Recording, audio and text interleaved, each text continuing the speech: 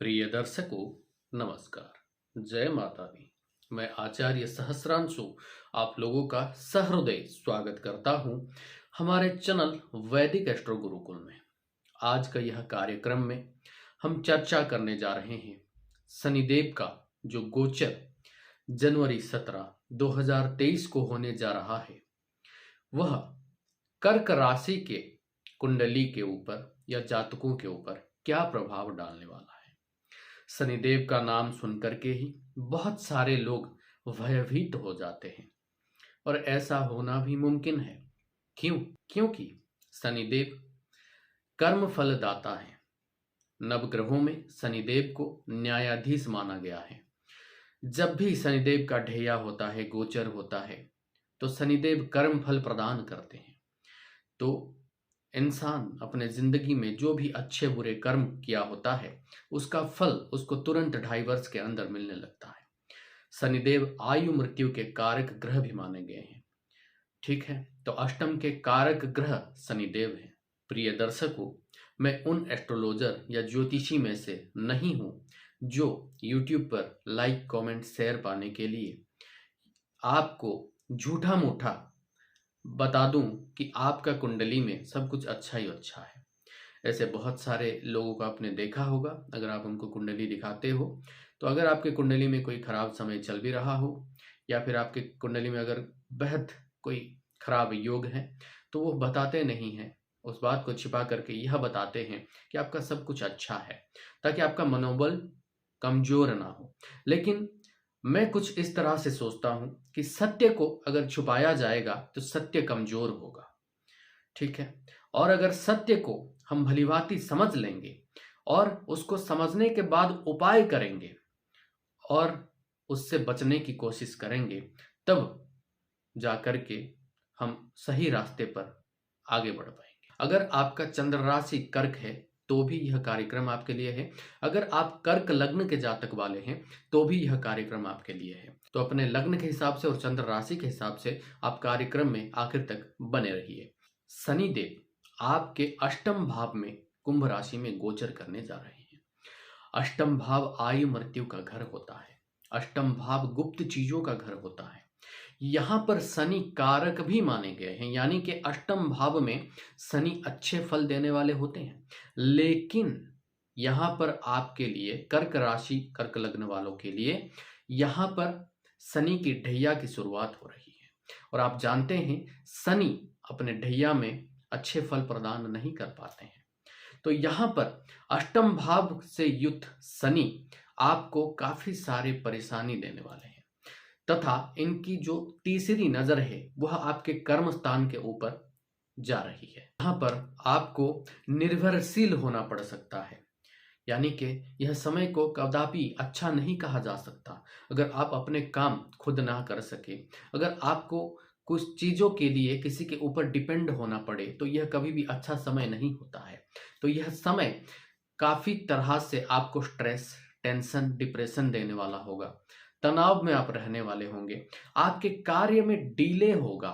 जो कार्य आपका कुछ घंटों में बनने वाला होगा, उसको कुछ दिन लग जाएंगे। कुछ दिनों में बनने वाला कार्य कुछ महीने में होगा। यानी कि आपके जो कार्य हैं, कागजी कार्रवाई है या फिर जो भी कार्य आप कर रहे हो, उसमें आप देखोगे कि डिले या फिर विलंब होने लग जाएगा। कार्य क्षेत्र में बहुत ज्यादा प्रयत्न करने के बावजूद आपको उतने अच्छे फल नहीं मिल पाएंगे जितना कि उतने प्रयत्न करने पर मिलने चाहिए। कि कर्क राशि वालों के लिए मैं यहाँ पर फिर से बता रहा हूँ, अगर आपको यह चीज सुनकर के ऐसा लग रहा है कि इन एस्ट्रोलॉजर की बात को नहीं सुनना चाहिए, किसी और एस्ट्रोलॉजर के वीडियो देखते हैं जहां पर कर्क राशि के लिए अच्छा बताया गया है, तो वह मिथ्यावादी होंगे। क्योंकि शास्त्र जो कहता है वही मैं आपके तक पहुंचा रहा हूं। तो इसका उपाय अवश्य ही है, लेकिन समझ लीजिए कि कौन कौन से क्षेत्र में आपको प्रॉब्लम्स आ सकते हैं और उपाय करके भलीभांति आप जो है इससे बच सकते हैं। बिल्कुल उपाय जरूर है, लेकिन पहले हमें सच को जो है समझना पड़ेगा कि सच क्या है, कौन से फील्ड में दिक्कत हो सकती है, और फिर उपाय करके हमको उससे बाहर आना पड़ेगा। तो आपको कार्यक्रम में आखिर तक बने रहना है, यह आपका चॉइस है। यहाँ पर कर्क राशि वालों के लिए एक राय जरूर है कि आप अपने कुंडली में शनि की पोजीशन जरूर चेक करवाएं। शनि अगर आपके कुंडली में अच्छे होंगे तब भी अगर बुरे प्रभाव दे रहे हैं ढैया में, अगर मान लीजिए शनि आपकी कुंडली में खराब है तो आपकी क्या दुर्दशा होने वाली है। इसीलिए शनि अगर आपकी कुंडली में खराब है तो कुछ विशेष उपाय निष्ठाप्रद होकर के आपको करना पड़ेगा यह 2.5 वर्ष में अपने आप को जो है इस शनि के दुष्परिणामों से बचाने के लिए। तो शनि को आपको जरूर चेक करवाना है अपने कुंडली में। अगर आप हमसे भी कंसल्टेशन लेना चाहते हैं तो स्क्रीन के ऊपर जो नंबर दिख रहा है वहां पर आप हमसे कंसल्ट कर सकते हैं। पेड कंसल्टेशन रहेगा, निशुल्क कदापि नहीं है। यह मैं आपको पहले ही क्लियर कर देता हूं, क्योंकि काफी सारे कॉल मैसेजेस हमें आते हैं जिसमें लोग सोचते हैं कि यह निशुल्क कंसल्टेशन है। तो यह निशुल्क कंसल्टेशन नहीं है, आपको कुछ शुल्क देना पड़ेगा। अब बात करेंगे शनिदेव का जो सप्तम दृष्टि है वह पड़ रहा है आपके कुंडली के द्वितीय भाव के ऊपर। द्वितीय भाव होता है वाणी का, द्वितीय भाव होता है कुटुंब का, द्वितीय भाव होता है परिवार का, द्वितीय भाव होता है धन सेविंग्स का। तो यहां पर शनिदेव की यह दृष्टि जो कि विच्छेदात्मक दृष्टि है वह आपके सेविंग्स को बर्बाद करेगी। अनचाहे खर्च होने लग जाएंगे, ऐसे खर्च जिसका जरूरत ही नहीं है। अचानक से आपके सेविंग्स कम होते हुए आपको नजर आ सकती है। यहाँ पर आपके कुटुंब से, परिवारजनों से आपका कलह हो सकता है, यहाँ पर संबंध विच्छेद भी हो सकते हैं और आप कटु वचन बोल सकते हो। ऐसा कड़वा वचन बोल करके आप लोगों के शत्रु भी बन सकते हो या नए शत्रु पैदा कर सकते हो। तो यह दृष्टि भी आपके लिए उतना ज्यादा अच्छा नहीं होने वाला है। शनिदेव की दसम दृष्टि आपके पंचम भाव के ऊपर होगा। पंचम भाव होता है प्रेम का, संतान का, शिक्षा का।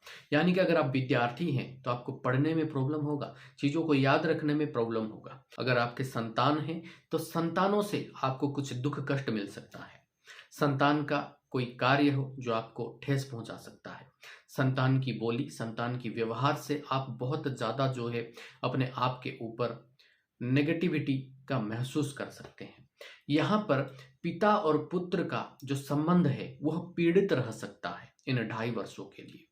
तो प्रेम को लेकर के भी यह समय को सकारात्मक नहीं कहा जा सकता। यहाँ पर आपको अपने प्रेमी के साथ, अपने पार्टनर के साथ मतभेद हो जाना, संबंध विच्छेद होना, अपने पार्टनर के साथ आपसी समझ में कमी आ जाना, कहासुनी होना, कुछ मनमालिन्य हो जाना, यह सारे चीज हो सकते हैं। तो किसी भी तरह से यह समय आपके लिए अनुकूल नजर नहीं आ रहा, लेकिन उपाय किया जा सकता है और यह उपाय करके आप काफी हद तक यह समय को अपने लिए अनुकूल जरूर बना सकते हो।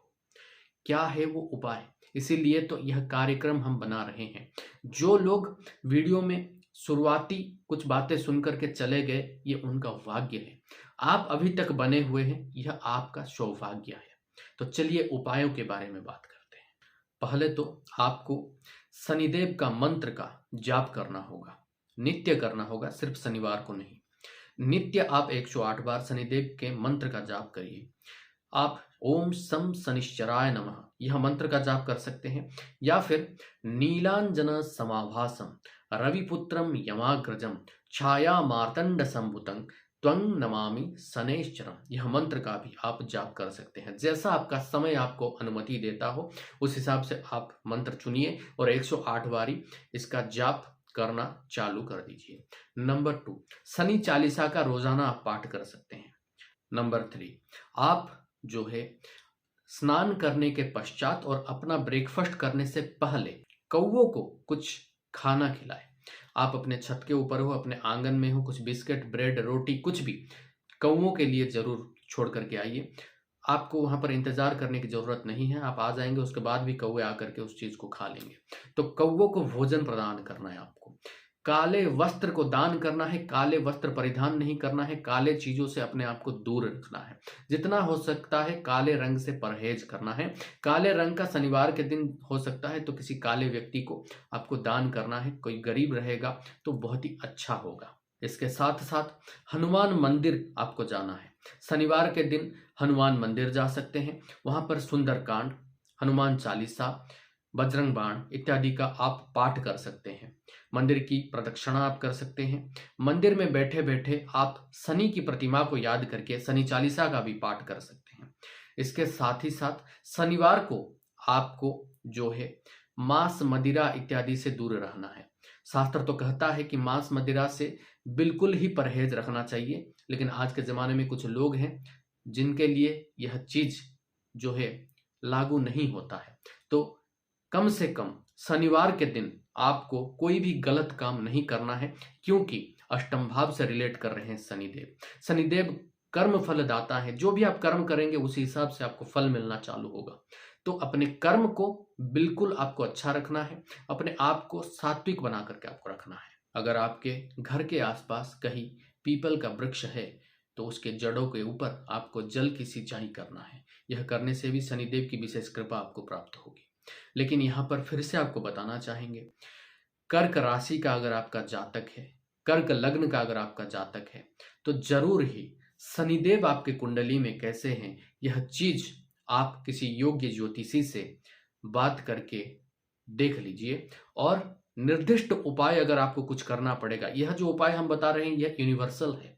अगर आपको अपने कुंडली के हिसाब से निर्दिष्ट उपाय चाहिए, शनिदेव को देखते हुए कि शनिदेव कैसे हैं, क्योंकि यह 2.5 वर्ष का समय रहने वाला है, तो जरूर ही आप कंसल्टेशन करें और शनिदेव के लिए निर्दिष्ट उपाय आप चालू करें। तो आप लोगों के साथ अगले कार्यक्रम में फिर से मुलाकात होगा। नमस्कार, जय माता दी।